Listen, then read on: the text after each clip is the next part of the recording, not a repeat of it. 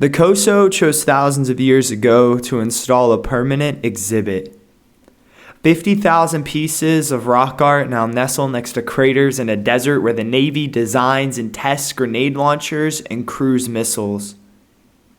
Sun-scorched in this viewerless gallery, their thin white lines remind me of a local piano rock band that broke up after 5 starved years of basement shows and van sleeping.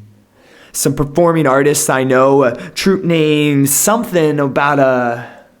hippo, and an elephant, and a train wreck, still tore, living in a tent and beating on their rusted saws and the busted washing machine they got for free if they hauled it.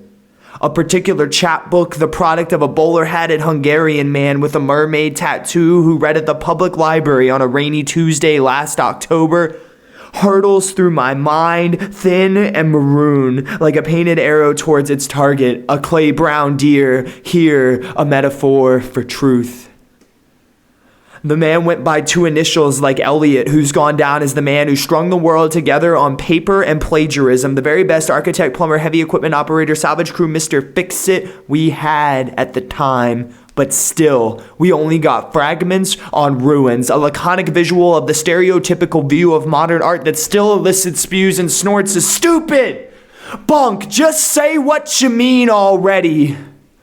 For much of the same species that all of it was designed to reach in the first place. Yet, when it hits, when the startling clarity of a white goat scratched on the shady side of a rock formation in the Mojave sticks a 21st century suburban kid in tight jeans and SPF 48 makes him consider time and space and the endeavors of man how God has gifted such an undeserving species.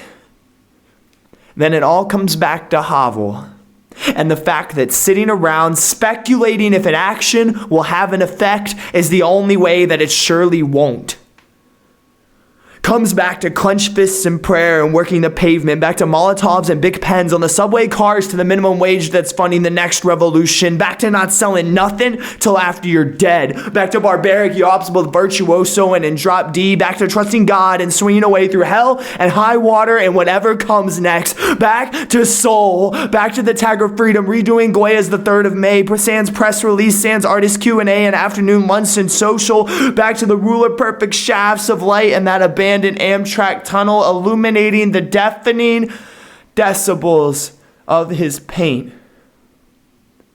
Back to the persistence of cement songs, which is the persistence of stone songs, ink songs, lyric songs, the persistence of rising, of spreading, of small sparks that don't know their own size or what the world has to say about their particular potentials, of sparks ignorant of statistics and theories, sparks without hands to ring or scales to weigh the pros and cons of failing, of sparks that simply burn and burn and burn and burn with all they have because they've been created for that alone.